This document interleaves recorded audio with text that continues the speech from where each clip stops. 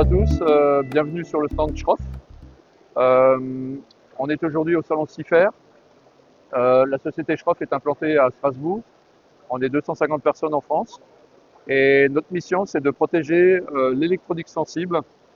Et aujourd'hui, sur le salon CIFER, on expose essentiellement notre savoir-faire pour la protection de l'électronique dans le ferroviaire. On est présent sur plusieurs marchés, dans les télécoms, dans la défense, dans les data centers également. Tout part du circuit imprimé, de l'électronique. Et Schroff a développé certains systèmes mécaniques pour maintenir la carte, la protéger et pouvoir l'utiliser dans des armoires ou dans des systèmes complexes. Donc ici, vous avez une première application, donc c'est des bacs à cartes 19 pouces. Günter Schroff, le fondateur, a créé cette norme avec les Américains après la guerre, qui est maintenant mondialement reprise dans tous les domaines d'activité. Donc, il faut protéger l'électronique des contraintes qui sont liées à son environnement, les chocs, vibrations, la poussière, l'eau, les contraintes électromagnétiques et surtout aussi le refroidissement. Sur le refroidissement de l'électronique, la chaleur est un facteur très impactant sur la durée de vie de l'électronique et il est essentiel d'avoir un refroidissement performant lorsqu'il s'agit de protéger l'électronique. Une fois qu'on a un fond de panier ou un bac à cartes de ce type, on l'installe dans une armoire. Les armoires, c'est ce que nous produisons en Alsace. Voilà un exemple, c'est notre armoire Varista, toujours au format 19 pouces, en métal. L'armoire doit remplir exactement la même fonction qu'un bac à cartes, à savoir protéger l'électronique des intrusions, donc par des systèmes de fermeture plus ou moins complexes.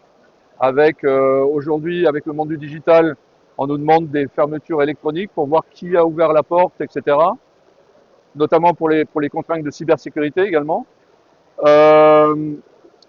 les chocs et vibrations, pour l'eau, la poussière, et aussi avec plusieurs systèmes différents de refroidissement, des ventilateurs qui brassent l'air, mais aussi de plus en plus des systèmes de refroidissement par eau, notamment pour les data centers. On a nos propres laboratoires, on développe nos propres produits, on fabrique nos propres climatiseurs dans une autre usine du groupe. Le refroidissement de l'électronique est un facteur clé pour nous et c'est là qu'on a vraiment un différenciateur sur le marché. Ce type d'armoire est utilisé dans les stations, dans les gares, dans les métros, dans les tunnels. On a ici également des armoires, mais qui sont utilisées dans les trains. C'est-à-dire que l'armoire est adaptée en fonction de la taille disponible dans les trains. Donc ça, ce sont des armoires qui se trouvent dans les locomotives. Donc, elle doit remplir les mêmes fonctions, protéger l'électronique, refroidir l'électronique. Et dans les trains, on a une contrainte particulière qui sont les chocs et vibrations, qui sont très fortes dans les trains.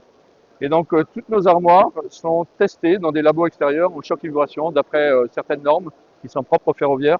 Mais on fait la même chose pour les vaisseaux de la marine, de la marine nationale, pour les avions de chasse, ce genre de choses. On arrive à protéger l'électronique contre ces contraintes. On a plusieurs types d'armoires. Voilà d'autres types de bacs à cartes, avec ou sans refroidissement. Ici, on a un refroidissement par ventilateur. De plus en plus, notamment dans le ferroviaire, la maintenance représente un coût important.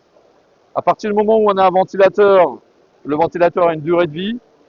Il faut pouvoir le changer régulièrement. Pour éviter cela, on essaye, lorsque c'est possible, de faire des refroidissements passifs avec des radiateurs qu'on intègre sur les bacs à cartes de différentes manières. On en voit ici aussi sur le côté. Et ça permet d'éviter des ventilateurs et donc de réduire le coût de maintenance.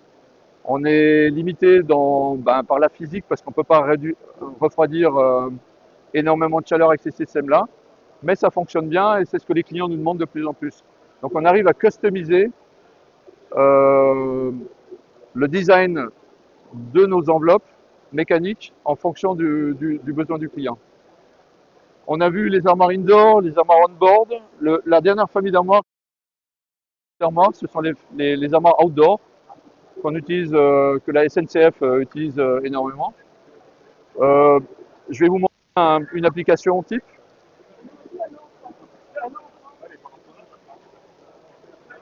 Donc voilà une armoire qu'on a développée avec la SNCF.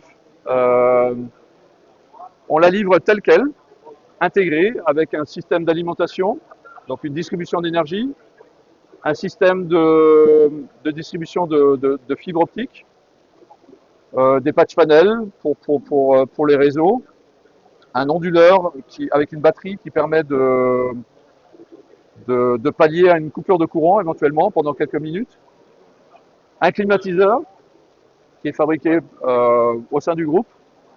Et donc on propose pas seulement l'armoire, mais un système complet, plug and play.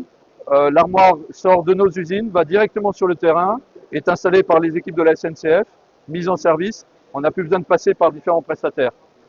Ce qui est remarquable sur cette armoire, en travaillant avec les clients, c'est qu'on a développé ce système de fermeture qui est breveté, qui permet à l'opérateur, lors de l'installation et puis des opérations de maintenance, de se protéger contre les intempéries tout simplement, donc la pluie, le vent, mais aussi le soleil avec les changements climatiques.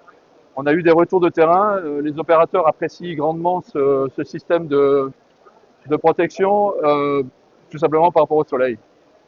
Et donc là, l'opérateur peut travailler dans de bonnes conditions avec son portable, faire les diagnostics nécessaires.